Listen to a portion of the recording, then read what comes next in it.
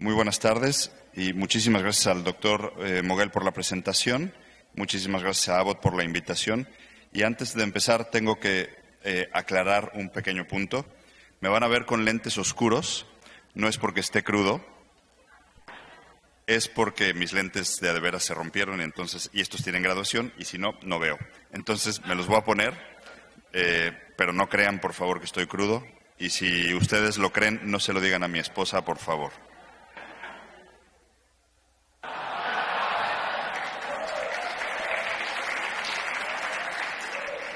Así también quedo más tranquilo y entonces ya puedo... Bueno, muy bien. Pues efectivamente, como decía el doctor Moguel, vamos a hablar hoy de dos cosas. La primera plática es la del síndrome de intestino irritable, que es algo que seguramente todos ven frecuentemente en sus consultas, porque resulta que el síndrome de intestino irritable es tanto para el gastroenterólogo como para el internista, como para el médico general, para el pediatra e incluso para el ginecólogo, una de las consultas más frecuentes. Y hay muchas cosas que decir del síndrome de intestino irritable y es en esto en lo que nos vamos a tomar los próximos minutos. Bien, vamos a hablar un poquito de la fisiología básica del intestino y del colon y recordando, el intestino delgado tiene una pared que tiene una función fisiológica básica muy importante, que es la de digestión y, por otro lado, la de absorción. Y recordamos que tenemos una gran cantidad de células absorbentes en la pared del intestino delgado, que las llamaremos enterocitos. Asimismo, hay células caliciformes, que son aquellas que producen moco, que no tenemos en gran cantidad en el intestino delgado comparado con el colon. Tenemos células endócrinas, porque nuestro tubo digestivo también es un órgano endocrino muy importante. Y tenemos otro tipo de células como inmunológicas y células madres que se diferenciarán después en otro tipo celular. Es, como ya decía, el lugar principal en donde se lleva a cabo la digestión, asimismo la absorción, y en el intestino delgado tenemos una gran mezcla de líquidos que son formados por la secreción intestinal, agua y moco básicamente, enzimas digestivas que vienen del páncreas, bilis que viene del hígado, y esto es útil para digerir todo lo que comemos, carbohidratos, lípidos y proteínas. Por otro lado tenemos al colon, que se diferencia en la función con el intestino delgado en cuanto a que su función absortiva es básicamente de agua, prácticamente absorbe muy pocos nutrientes, pero tiene una función inmunológica muy importante y tiene una función secretora también importante. Y el tipo celular que tenemos es igualmente de células absorbentes, aunque en mucho menor cantidad. Las células caliciformes están en una cantidad mucho mayor y varios otros tipos celulares que vamos a encontrar en la pared del colon. En cuanto al movimiento del tubo digestivo, que es básico para tener una adecuada función del tubo digestivo, tenemos en cuenta que no solamente está formado por los movimientos peristálticos, que son aquellos movimientos propulsivos que todos conocemos, y bueno, que finalmente lo que vemos es cómo se forman ondas propulsivas en el intestino, ya sea delgado o colon, y que éstas empujan el contenido intestinal hacia adelante. Y esta onda va avanzando a lo largo de todo el tubo digestivo. Estos movimientos propulsivos, que llamamos peristalsis, tienen que ver con el avance del alimento, el avance del contenido intestinal. Pero además tenemos otro tipo de movimientos, que son los movimientos mezcladores, que son aquellos que se encargan de generar parte de la digestión y pueden darse por el bloqueo de la peristalsis o pueden darse porque existe un esfínter un poco más adelante o porque existen contracciones locales intermitentes. Y eso es parte del funcionamiento normal del tubo digestivo. Asimismo, dada la musculatura que tenemos en la pared intestinal, tenemos movimientos circulares, que son los que van a ocasionar que toda la comida se mezcle con las secreciones intestinales, biliares, pancreáticas y gástricas, y por otro lado los movimientos longitudinales que van a generar esta propulsión llamada peristalsis y que van a dar lugar a que el contenido intestinal avance sin detenerse prácticamente. En cuanto al colon, tenemos igualmente estos movimientos y estos están dados por la musculatura, por supuesto, y recuerden que el colon tiene estas austras que son lo que le da esta forma como arrugadita al colon, y el movimiento que tendrá el colon tiene que ver asimismo con inervación, como sucede en todo el tubo digestivo, y tenemos básicamente dos reflejos en el colon, uno que es el reflejo gastrocólico y otro que es el reflejo gastroileal, y que ambos van a generar un movimiento en masa, un movimiento rápido, acelerado, que va a avanzar el contenido colónico por segmentos mucho más largos, y esto generará posteriormente que se llene el recto y que nos den el deseo de la evacuación. Estos movimientos en masa, como ya lo mencioné, generan, una de las cosas que generan es que el recto se llene, que el contenido colónico llegue al recto, y esto genera que se contraiga y genera el inicio de la relajación del esfínter anal. Una parte de ello es involuntaria y la otra parte es voluntaria, afortunadamente, si no tendríamos algunos accidentes frecuentes. Y bueno, esto es toda la fisiología normal de cómo se mueve el intestino, y eso es lo que sucede en alguien que no tiene ninguna sintomatología asociada a problemas del tubo digestivo. Bien, hablando ahora del síndrome de intestino irritable, pues finalmente vamos a definirlo como un trastorno funcional crónico del tubo digestivo inferior. Y esto se puede manifestar de muchas maneras. Es frecuente que la gente llegue al consultorio sintiendo dolor abdominal, o no necesariamente un dolor, pero sí un disconfort, un malestar abdominal, pero eso también genera alteración en la forma y en la frecuencia de las evacuaciones, y por otro lado también existe distensión abdominal. Ahora, si este malestar abdominal, ya sea dolor, distensión, alteración de las evacuaciones, mejora con la defecación, esto favorece que es finalmente uno de los criterios diagnósticos y favorece la presencia de síndrome de intestino irritable. ¿Es o no es frecuente esta enfermedad en México? Primero, vale la pena que la tomemos en cuenta como una enfermedad. Todavía hay algunos segmentos de la población médica que hablan de que el intestino irritable no es una enfermedad propiamente dicha y que es un conjunto de signos y síntomas nada más, y que por lo tanto no la podemos tomar en cuenta como una enfermedad. Y es importante definir que realmente el intestino irritable tiene un aspecto fisiopatológico muy bien reconocido, muy bien interpretado, y por lo tanto sí es una enfermedad propiamente dicha. Su epidemiología es bien importante porque es algo, como yo les mencionaba, que en algún momento de nuestra vida todos hemos padecido, ya sea por algunas horas, por algunos días, y a lo mejor no cabe en la definición completa de intestino irritable, pero tomando en cuenta la definición completa, pues tenemos una prevalencia bastante elevada en nuestro país, que va, de acuerdo a los diferentes estudios que se han realizado, entre 16 y 35% de la población. Y esto utilizando los criterios de Roma II. Ahora ya tenemos criterios más actuales de Roma III y los criterios que pronto cambiarán y serán probablemente Roma IV. Bien, ¿cuáles son los mecanismos fisiopatológicos de esta enfermedad? Pues por supuesto, como en cualquier enfermedad hay factores predisponentes y la genética se ha visto involucrada importantemente en el desarrollo de esta enfermedad. Y sabemos, como bien lo mencionaba el doctor que acaba de mencionar su plática, discúlpeme, se me fue el nombre, que es muy frecuente que encontremos niños que tienen sintomatología gastrointestinal cuyas madres o hermanos también lo tienen. Entonces, bueno, es importante los factores genéticos. Esto es algo que puede empezarse a gestar desde la niñez y la adolescencia y que frecuentemente lo vemos a partir de estas etapas, y factores ambientales, factores alimentarios también tienen que ver.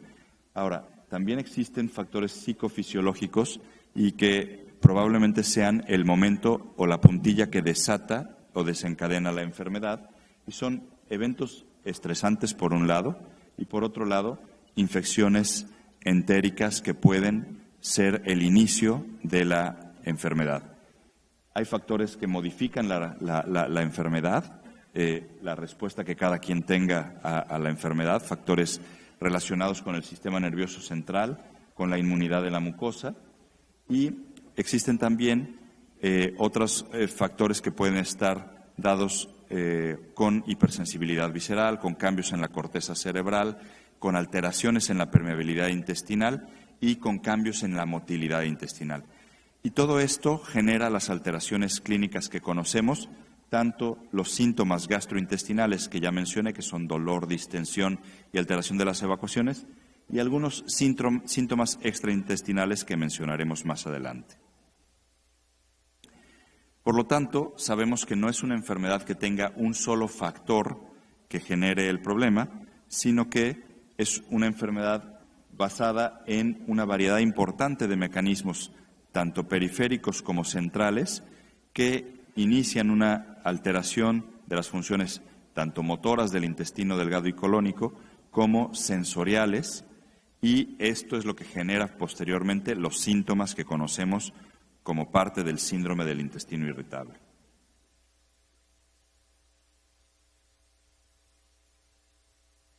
Ahora, ¿cuáles son las manifestaciones clínicas? Pues dentro del síndrome del intestino irritable, como ya mencionaba, existen síntomas digestivos, existen síntomas extradigestivos, y aunque no son parte de la enfermedad, es importante mencionar los síntomas y signos de alarma, porque también es frecuente que esta enfermedad se pueda confundir en etapas iniciales con enfermedades que resultan en complicaciones graves.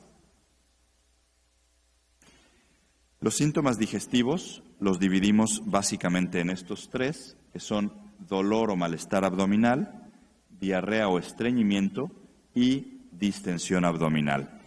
Y menciono aquí a la pirosis y a la dispepsia funcional porque es muy frecuente que vengan acompañando al síndrome de intestino irritable y que son parte de otros síndromes gastrointestinales.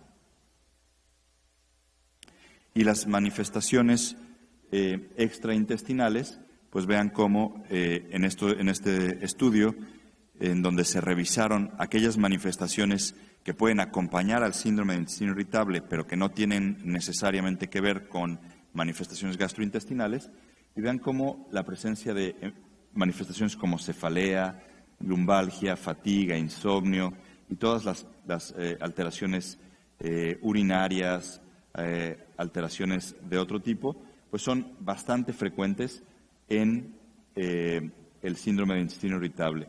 Manifestaciones que se presentan hasta en 36% de los casos, en este caso hasta 81% de los pacientes pueden tener manifestaciones extraintestinales. Ahora, hablando de los datos de alarma, y esto en relevancia con cánceres del tubo digestivo, es importante mencionar que no es frecuente encontrar que la edad de inicio de los síntomas sea por arriba de los 50 años. Los síntomas generalmente no inician de manera súbita. El síndrome de intestino irritable no genera pérdida de peso. Los síntomas nocturnos tampoco son parte de la sintomatología habitual.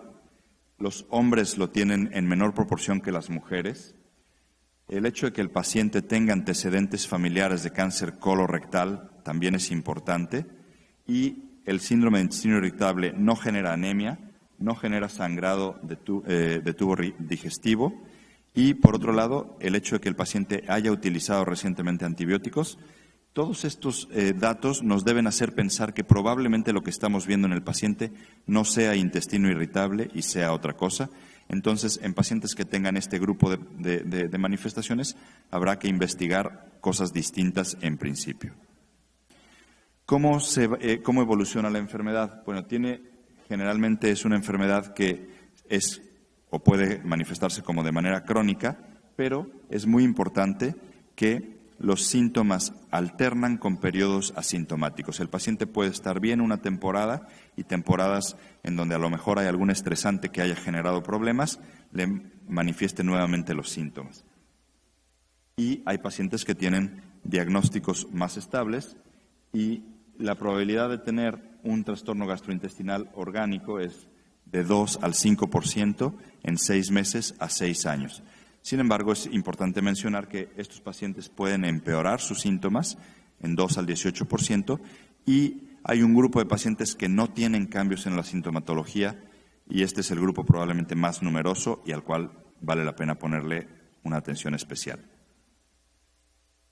En el diagnóstico del intestino irritable es importante aplicar un grupo de criterios que están bien estandarizados y se han ya conocido adecuadamente y pues es lo más importante es preguntarle al paciente si tiene o no molestias abdominales importantes por más de 3 días al mes en los últimos 3 meses y esto nos puede dar la puntilla para pensar en que esto que estamos viendo es intestino irritable, además de que estos síntomas mejoran con la defecación, se asocian a cambios en la frecuencia de las deposiciones, es decir, el paciente de tener evacuaciones de ciertas características ahora las ha cambiado y evacúa más frecuentemente o menos frecuentemente, y también están asociados a cambio en la forma de las deposiciones. Es decir, que el paciente tenía evacuaciones más o menos bien formadas y ahora tiene evacuaciones más pastosas o más líquidas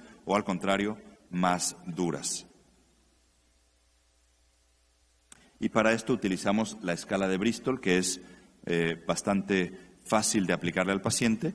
Podemos tener una tabla como esta, una gráfica como esta, en donde mostramos el tipo de evacuaciones y saber que el tipo 3 y el tipo 4 son las que tomamos en cuenta como las más normales, tipo 1 y tipo 2 son estreñimiento, tipo 6 y 7 son diarrea y 5 podríamos tomarlo en cuenta como el límite entre lo normal y lo anormal. Y de acuerdo a esta escala de Bristol podemos catalogar al síndrome de intestino irritable en varios subtipos, aquel en el que predomina el estreñimiento, aquel en el que predomina la diarrea, aquel en el que no hay un predominio de ninguna de estas dos, aquel que no es clasificable y aquel que alterna el hábito. Es decir, en algunos momentos tiene más diarrea, en otros momentos tiene más estreñimiento. ¿Qué cosas vale la pena hacer? Pues es importante mencionar que este es un diagnóstico clínico. Hay que investigar muy bien los datos de alarma, hay que dar el tratamiento y ver si hay o no una buena respuesta y, en caso necesario, hacer algunos estudios de laboratorio o de gabinete. En cuanto a los estudios de laboratorio, pues son estudios en realidad para descartar otras enfermedades más que para confirmar el síndrome del intestino irritable, descartar que haya anemia, que haya alteraciones en la glucosa, alteraciones en la BSG, estudios de heces para búsqueda de parásitos o sangre oculta, estudios de enfermedades que pueden causar alteraciones en el tránsito intestinal como distiroidismo, enfermedad celíaca y pruebas de aliento en busca de alteraciones de la absorción o de la digestión. Los estudios radiológicos, ya prácticamente no utilizamos el colon por enema, es un estudio que fue de mucha utilidad. Sin embargo, en la actualidad, a pesar de que se sigue utilizando, puede ser que su utilidad ya no sea tan alta como la tenía antes. Podemos, en casos necesarios, utilizar manometría anorrectal, colonoscopía y toma de biopsias. En algunos casos puede ser importante. Por lo tanto, para tener un algoritmo más bien identificado, pues tenemos al paciente que tiene síntomas gastrointestinales, hacemos una historia clínica, vemos si tiene o no datos de alarma, si no los tiene, considerar si hay necesidad de hacerle estudios de tamizaje, si encontramos alguna alteración en ellos, bueno, volver a este punto, si no, podemos decir que el paciente tiene intestino irritable dadas las evacuaciones que el paciente tenga, catalogarlo en alguno de estos subtipos que ya hablamos. Y el algoritmo para descartar que esto se deba a alguna otra cosa, si es que encontramos datos de alarma o factores de riesgo, pues realizaremos estudios diagnósticos específicos. Si no, y el paciente tiene más de 50 años, podemos evaluar la necesidad de una colonoscopia y, si esta es normal, dar un tratamiento específico. Si no, entonces buscar el subtipo de intestino irritable y darle tratamiento. Y los objetivos del tratamiento tienen que ver con un tratamiento integral del paciente. Para el paciente es muy importante que mejoremos su sintomatología. Esto le va a generar mejorías en la calidad de vida y para nosotros es importante evitar que el paciente tenga complicaciones de otras enfermedades. En cuanto al tratamiento más específico, podemos dividirlo en varios rubros.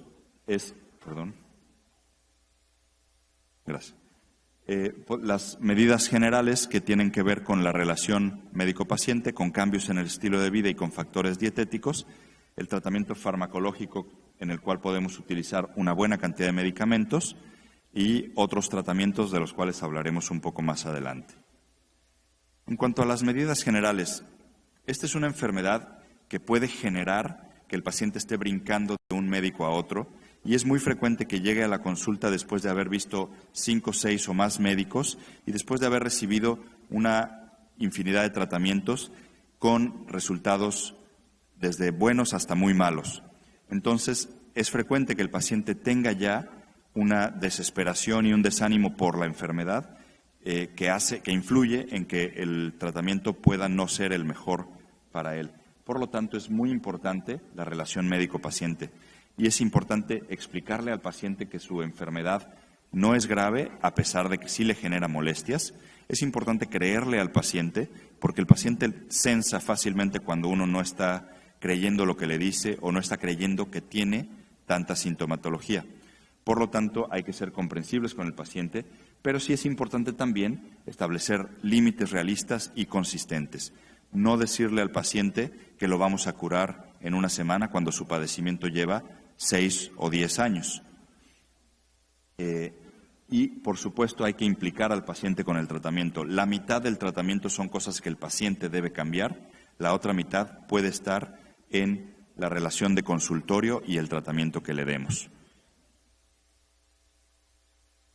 Y existen estos 10 puntos que se han catalogado como para cumplir las expectativas de los pacientes en cuanto al tratamiento de estas enfermedades y pues incluyen cosas básicas como describir la enfermedad, informarlo acerca de los posibles tratamientos, explicarle al paciente qué tiene que hacer él para controlar su enfermedad, dejar claro que habrá momentos buenos y momentos no tanto, ofrecerle las opciones de tratamiento, reconocer, como yo les decía, que sí es una enfermedad, discutir los tratamientos que ha recibido y qué otras opciones podemos ofrecerle, darle comprensión y entendimiento y estar siempre al tanto de los conflictos emocionales que esto le pueda generar al paciente.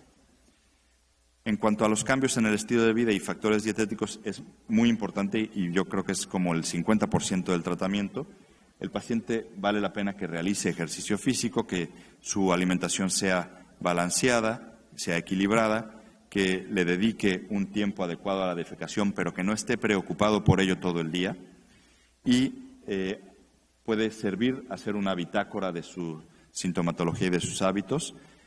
Tratar de evitar las dietas de exclusión, pero sí evitar ciertos alimentos o ciertas sustancias que pueden generar molestias, como edulcorantes artificiales, cafeína, alcohol, grasas, lácteos, que en algunas personas pueden generar problemas, y los alimentos ricos en fibra en los pacientes que tienen el subtipo de diarrea no son lo más recomendable.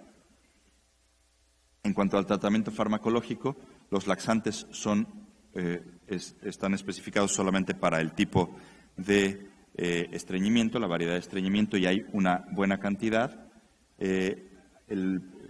Los laxantes pueden ser utilizados de acuerdo a la respuesta que generen en el paciente y hay de varios tipos y también las dosis pueden variar y el número de veces que se deben recibir también puede variar. Los medicamentos antidiarreicos están más enfocados a aquellos pacientes con el subtipo de diarrea, por supuesto, y también existen muchos tipos. Probablemente la loperamida es aquella que haya funcionado mejor y que haya dado menos efectos adversos. Los tratamientos que pueden servir un poco más para dolor, para distensión y que pueden ser útiles igualmente en algunos casos de diarrea y estreñimiento son espasmolíticos y antiespasmódicos, en donde tenemos varios agentes que pueden tener diferentes mecanismos de acción. Tomando en cuenta a los relajantes del músculo liso, tenemos varios medicamentos. La mebeverina, tenemos una recomendación 1A de acuerdo a diferentes estudios. Existen agentes anticolinérgicos y antimuscarínicos, de los cuales se conocen muchísimos, y probablemente algunos de ellos el uso crónico pueda no ser tan útil en los pacientes. Y los bloqueadores de canales de calcio, que son un grupo de medicamentos que tienen una buena respuesta en distensión, en dolor y en algunos casos de diarrea y estreñimiento. Y tenemos al bromuro de pinaverio, que es seguramente conocido de todos ustedes, que también tiene estudios que lo avalan adecuadamente. Las dosis varían de acuerdo al grupo de medicamentos y, bueno, la mayor parte de ellos se dan entre 3 y 5 veces por día, entre 3 y 5 veces por día, de 8 a cada 12 horas. Y, bueno, hay medicamentos que se pueden utilizar 2 o una sola vez al día y que, bueno, esa es la parte importante. Otro grupo de medicamentos son aquellos que actúan sobre receptores de serotonina y que han demostrado su utilidad adecuadamente. También pueden ser más específicos para ciertos subtipos de la enfermedad, como por ejemplo en aquellos pacientes que tienen diarrea predominantemente o estreñimiento predominantemente. Los psicofármacos también juegan un papel importante en el intestino irritable y no son los medicamentos de elección de primera línea, pero varios de ellos han demostrado su efecto adecuado en el tratamiento de la enfermedad que no responde a otro tipo de medicamentos. Y otros medicamentos que se han utilizado y que tienen respuestas adecuadas son antiflatulentos, antibióticos y probióticos, y estos enfocados en ciertos síntomas específicos. Por lo tanto, si tenemos un paciente con intestino irritable y diarrea, pues vale la pena llevar a cabo una buena relación, educar al paciente, darle mensajes positivos, y podemos utilizar medicamentos desde anticolinérgicos, bloqueadores de canales de calcio, loperamida, antibióticos y otros grupos de medicamentos, si es que los primeros no van funcionando. Si el paciente tiene estreñimiento, tenemos una cascada de tratamiento también muy adecuada, en donde los medicamentos pueden estar en segundo lugar después de darle un poco más de fibra al paciente. Si el paciente tiene dolor, igualmente podemos utilizar cierto grupo de medicamentos. Ahí es donde, por ejemplo, los medicamentos psicofármacos pueden tener un lugar, la mebeverina, por supuesto. Si el paciente tiene distensión abdominal, igualmente podemos utilizar grupos distintos de medicamentos. Y en estos últimos 2 minutos me gustaría pasar a las preguntas. Y bueno, la primera de las preguntas, ya están todos listos con su DigiVote. La primera de las preguntas es: ¿cuál de las siguientes afirmaciones es correcta para el intestino irritable? Y ahí tienen las 4 opciones. No sé si está funcionando ya lo del DigiVote. ¿No, verdad? Ya, ahí está.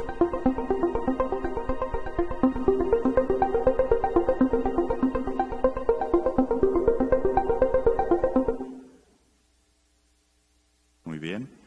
La respuesta correcta es C. Se deben buscar datos de alarma al momento de hacer el diagnóstico. Vamos a ver cuánta gente contestó adecuadamente. Muy bien. Gracias por estar poniendo atención. Muy bien. Efectivamente, es importante en el momento de hacer el diagnóstico buscar los datos de alarma, porque tenemos una posibilidad, aunque pequeña, de que lo que estamos viendo no sea intestino irritable y entonces hay que descartar este otro grupo de enfermedades. Muy bien, la que sigue. ¿Cuál de los siguientes es un dato de alarma en pacientes con diagnóstico de síndrome de intestino irritable? Las opciones son 4: anemia, diarrea, dolor epigástrico y aumento de peso.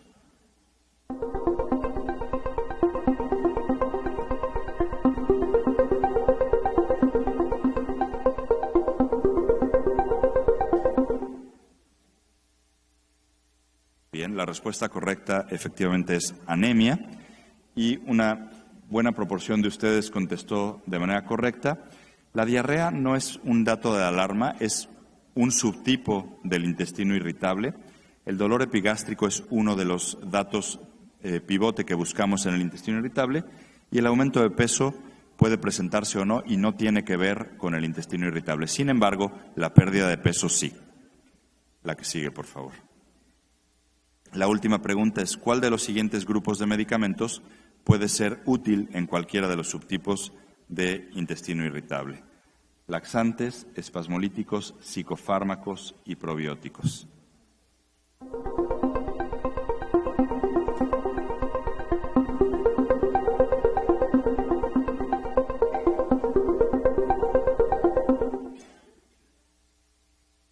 La respuesta correcta es espasmolíticos. Recordar que, bueno, aquí hubo un poquito de controversia.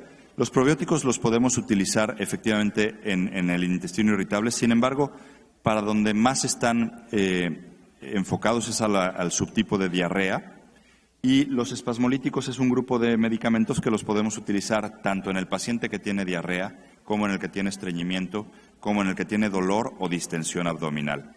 Y los psicofármacos son un tratamiento de segunda línea y los laxantes van enfocados sobre todo a aquel subtipo con estreñimiento. Pues muchas gracias por su atención.